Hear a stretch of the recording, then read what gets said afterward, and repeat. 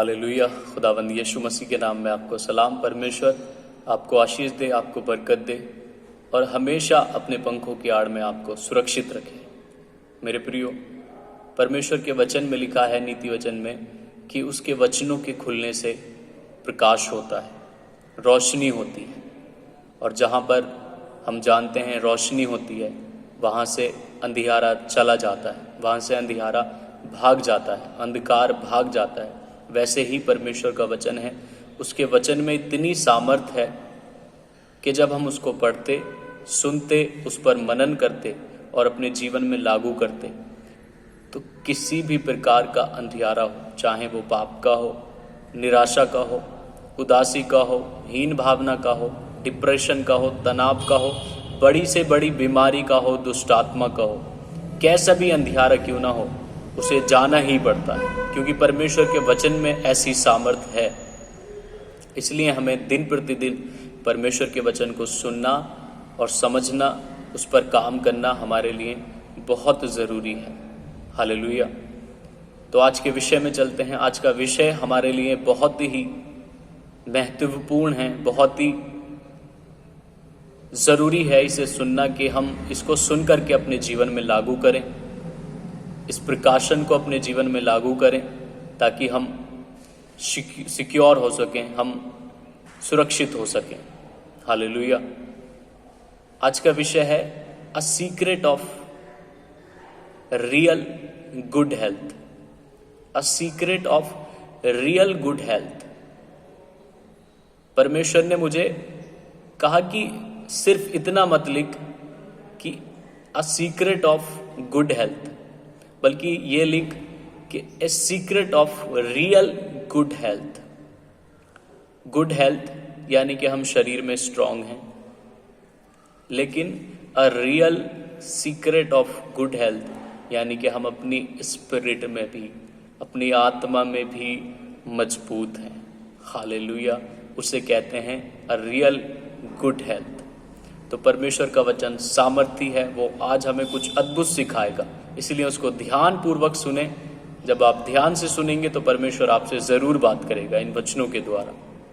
आज का वचन हमारे बीच में इफिसियों 6 अध्याय उसकी 10 आयत, इफिसियों 6 अध्याय उसकी 10 आयत, यहाँ पर लिखा है कि प्रभु और उसकी शक्ति के प्रभाव में बलवंत बनो। प्रभु और उसकी शक्ति के प्रभाव में बलवंत बनो। यानी कि ये परमेश्वर का वचन हमें सिखा रहा है कि हमें आत्मा में मजबूत बनना बहुत ज़रूरी है।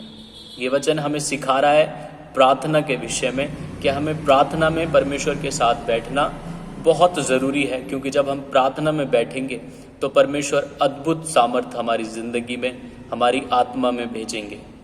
और जब हमारी आत्मा मजबूत होगी तो हम अपने शरीर में भी मजबूत होंगे। हालेलुया। इसलिए परमेश्वर के साथ समय बिताना, उसकी हुजूरी में बैठना हमारे लिए बहुत ज़रूरी है। अगर आप फिजिकल तौर पर भी अच्छे स्वस्थ रहना चाहते हैं तो अभी आपको परमेश्वर की हुजूरी में बैठना बहुत ज़रूरी है। हालेलुया। आज दुनिया बहुत कुछ कर रही है स्वस्थ रहने के लिए, चंगा भला रहने के लिए। अच्छा खान पीन है, अच्छा फूड ले रहे हैं, हेल्दी फूड ले रहे हैं, घूमने फिरने जा रहे हैं, मनोरंजन की चीज़ें देख रहे हैं, लेकिन अपने शरीर में स्वस्थ नहीं हैं, अपने शरीर में चंगे नहीं हैं। आप जानते हैं इसका सीक्रेट क्या है? इसका सीक्रेट है कि जब तक आत्मा मजबूत नहीं होगी तो हमारा शरीर भी मजबूत नहीं होगा। जब तक हम परमेश्वर की हुजूरी में बैठेंगे नहीं, तब तक हमारी आत्मा मजबूत नहीं होगी। क्यों? क्योंकि जब आत्मा मजबूत होगी तो हम मेंटली तौर पर स्ट्रांग हो जाएंगे, हम मेंटली तौर पर, अपने दिमागी तौर पर मजबूत बनेंगे। तो हमें दिमागी तौर पर मजबूत बनने के लिए क्या करना है? परमेश्वर की हुजूरी में बैठना है। इसलिए वचन कहता है प्रभु और उसकी शक्ति के प्रभाव में बलवंत बनो। उसके साथ बैठो, उसके साथ समय बिताओ। तो हम मेंटली तौर पर जब मजबूत होंगे, फर्स्ट स्टेप हमें प्रभु के साथ समय बिताना, यानी कि प्रार्थना में समय बिताना सच्चाई के साथ। जब हम प्रार्थना में समय बिताते हैं तो हमारी आत्मा मजबूत होती है और जब हमारी आत्मा मजबूत होती है तो हमारी बुद्धि अच्छी होती है, हमारा दिल दिमाग अच्छा होता है। और जब हमारा दिमाग अच्छा होगा, उसके अंदर इतनी सामर्थ्य होगी चीज़ों को, परिस्थितियों को हैंडल करने की, तो हमारा शरीर भी, हमारा स्वास्थ्य भी बहुत अच्छा होगा। तो ये सीक्रेट है, ना सिर्फ गुड हेल्थ बल्कि a real good health. Real good health कहते हैं जब आप आत्मा में भी और शरीर में भी मजबूत हो। हालेलुया। दुनिया बहुत सारी चीज़ों को अपना रही है, अच्छा खाना पीना कर रही है, घूमने फिरने के लिए जा रही है, लेकिन अच्छे प्रोटीन ले रहे हैं, लेकिन स्वस्थ जीवन उनका नहीं है। उनके शरीर को खाया पिया नहीं लगता। आखिर इसकी वजह क्या है? क्योंकि आत्मा में मजबूत नहीं है। क्योंकि हमारी सामर्थ्य जो आती है वो परमेश्वर की हुजूरी से आती है, परमेश्वर के साथ समय बिताने से आती है। हालेलुया। जब नीति वचन पढ़ते हैं, नीति वचन 17 अध्याय उसकी 22 आयत, वहां पर लिखा है मन का आनंद अच्छी औषधि है। हालेलुया। मन का आनंद अच्छी औषधि है, लेकिन मन के टूटने से आत्मा कमजोर हो जाती है, शरीर कमजोर हो जाता है। लेकिन इंग्लिश में जब आप पढ़ते हैं तो वहां पर लिखा है a cheerful heart is good medicine but a broken spirit dries up the bones. Hallelujah. But a broken spirit dries up the bones. यानी कि जब आत्मा टूटी हुई होती है तो आप कितने मलहम पट्टी कीजिए, अच्छे से अच्छा खाना खाइए, आपकी आत्मा जब टूटी हुई होगी तो आपके वो शरीर को नहीं लगेगा। इसलिए आत्मा का मजबूत होना बहुत ज़रूरी है, आत्मा का स्ट्रांग होना बहुत ज़रूरी है, आत्मा को फूड मिलना बहुत ज़रूरी है। और कैसे मिलेगा? जब हम परमेश्वर के साथ समय बिताएंगे। हालेलुया। परमेश्वर के वचन में जब हम पढ़ते हैं दानियल नबी की किताब, उसका पहला अध्याय उसकी 12 से 15 आयत में, तो वहां पर लिखा है दानियल को राजा ने इसलिए बुलाया कि वो अपने राज्य के लिए उसको चुने। उसके दोस्तों को इसलिए बुलाया कि अपने राज्य का अच्छे से विस्तार कर सके। लेकिन जब उनको अच्छी शिक्षा देने के लिए बुलाया जाता है और उनको ये रिकमेंड किया जाता है कि भाई उनको अच्छा खाना दिया जाए, उनको हर तरीके से अच्छे से रखा जाए, अच्छा फूड दिया जाए, हेल्दी फूड दिया जाए, राजा की मेज पे का खाना उसे दिया जाए। हालेलुया। अच्छा नॉन वेज दिया जाए। लेकिन जब सिपाही उसके पास आता है, उससे पूछता है, तो दानियल उसको कहता है कि हमें तू साग पाती ही दे। हालेलुया। और सिर्फ पानी दे। लेकिन सिपाही को ये आज्ञा दी जाती है कि उनका स्वास्थ्य अच्छा हो। फिर भी दानियल विवश होकर के कहता है कि तू हमें सिर्फ खाने के लिए साग पात दे और पानी दिया कर, और 10 दिन बाद जो अलग नौजवान हैं उनके चेहरों को और हमारे चेहरों को देख लेना। तो जब 10 दिन बाद दानियल के चेहरे को देखते हैं तो दानियल के चेहरे पर उन लोगों से जिनको अच्छा फूड दिया गया था, नॉनवेज दिया गया था, उनसे ज़्यादा उसके चेहरे पर नूर था। हालेलुया। उसके चेहरे पर अच्छा ग्लो था। इसका रीज़न आप जानते हैं, क्योंकि दानियल एक प्रेयरफुल, प्रार्थना करने वाला व्यक्ति था। हालेलुया। तो उसका शरीर भी मजबूत था। उसको जो उसने साग पाती खाया वही उसके शरीर को लग गया। मेरे प्रियो, आज हम बहुत बार सोचते हैं कि हम अच्छा खाने की कोशिश कर रहे हैं, बहुत खुश रहने की कोशिश कर रहे हैं, लेकिन हमारा शरीर क्यों ठीक नहीं रहता? हम स्ट्रांग क्यों नहीं रहते अपने शरीर में? हमारे शरीर में कमज़ोरियाँ क्यों हैं?